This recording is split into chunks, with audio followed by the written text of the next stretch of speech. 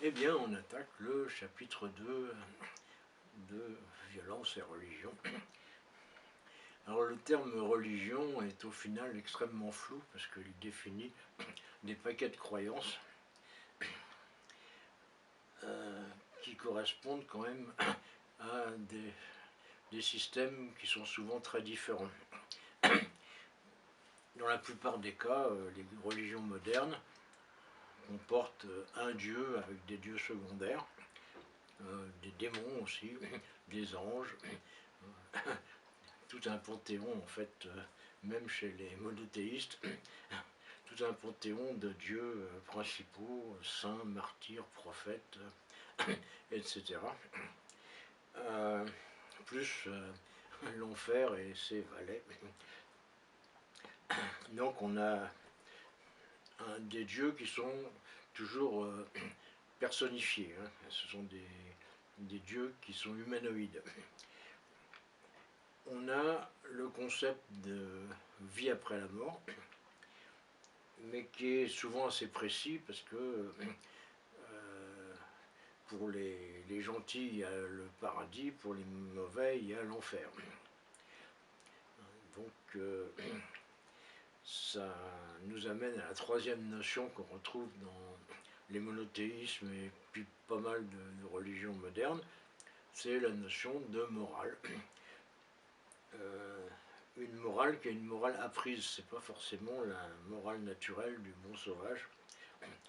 Il y a des tas de contraintes qui n'existaient pas jadis, entre autres pour des contraintes limitant le droit de copuler librement ou imposant la structure familiale avec une hiérarchie, et ainsi de suite.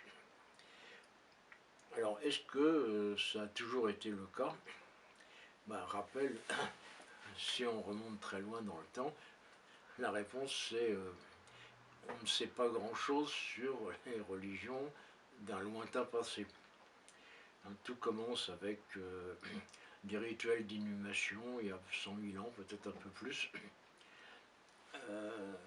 On parle de religion parce que ça laisse entendre qu'on croit à une vie après la mort. Alors, pourquoi est-ce qu'on peut affirmer ça? Bon, parce qu'on n'a pas évidemment d'écrit. On n'a pas de Bible du Paléolithique.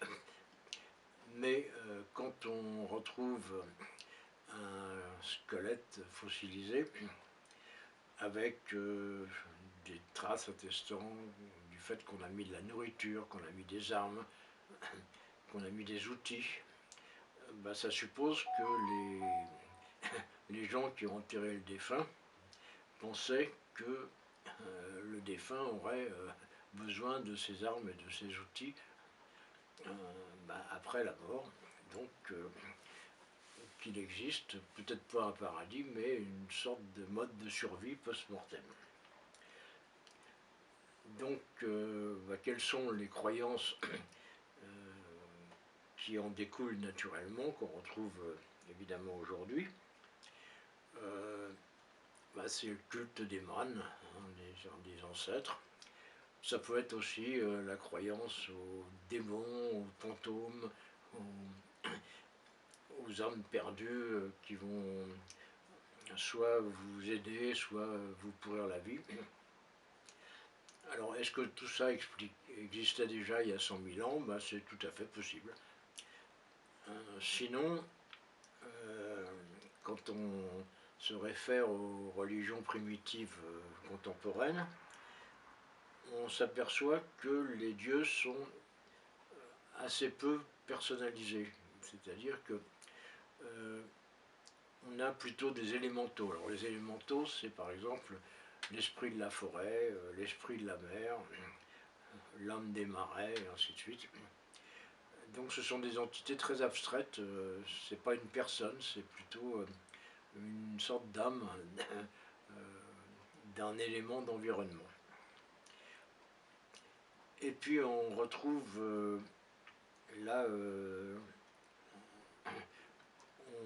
on le retrouve actuellement chez les primitifs, mais on le retrouve retrouve sous forme de traces, s'agissant du paléolithique, le culte des animaux. Alors, on sait que, aussi, si on remonte jusqu'à l'Antiquité,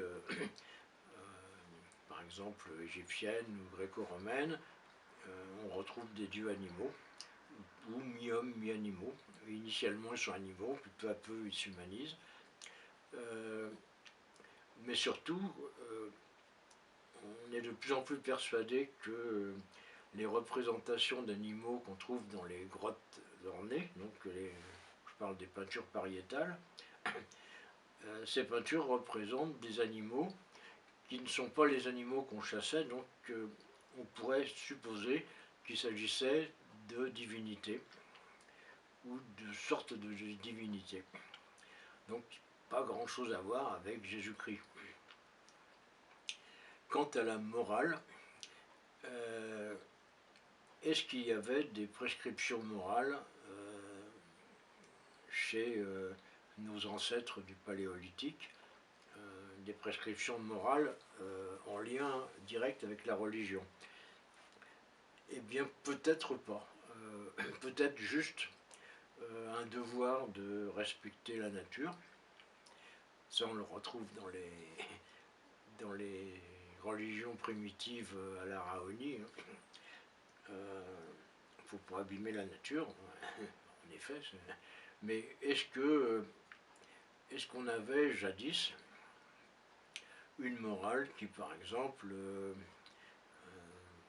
vous amenait à être volontaire pour aller à la guerre, fonder une famille, à respecter des règles au niveau du comportement sexuel? C'est assez peu probable. Le plus probable, c'est que les hommes préhistoriques,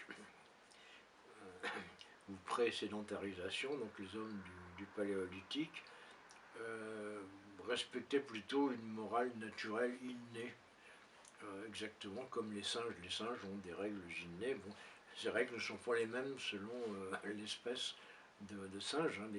Les bonobos, par exemple, n'ont pas les mêmes règles que les chimpanzés. L'organisation sociale n'est pas non plus la même.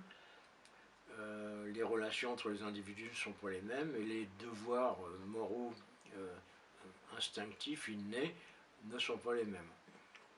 Alors on peut supposer que chez l'homme, en l'absence de toute éducation morale, il y avait des comportements que naturellement on jugeait bons, et des comportements qu'on jugeait mauvais. Et puis il s'agissait de règles innées, mais le groupe aussi tenait sans doute, tout comme les singes, à faire respecter ces règles innées.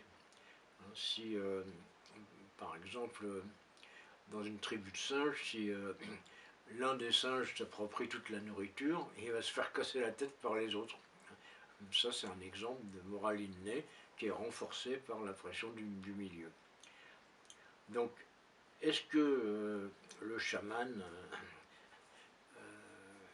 puisqu'il n'y avait pas de prêtres, il y avait des chamans, souvent guérisseurs, qui étaient là aussi pour expliquer les trucs qu'on ne comprenait pas, hein, pourquoi il y avait la pluie, la foudre, ainsi de suite.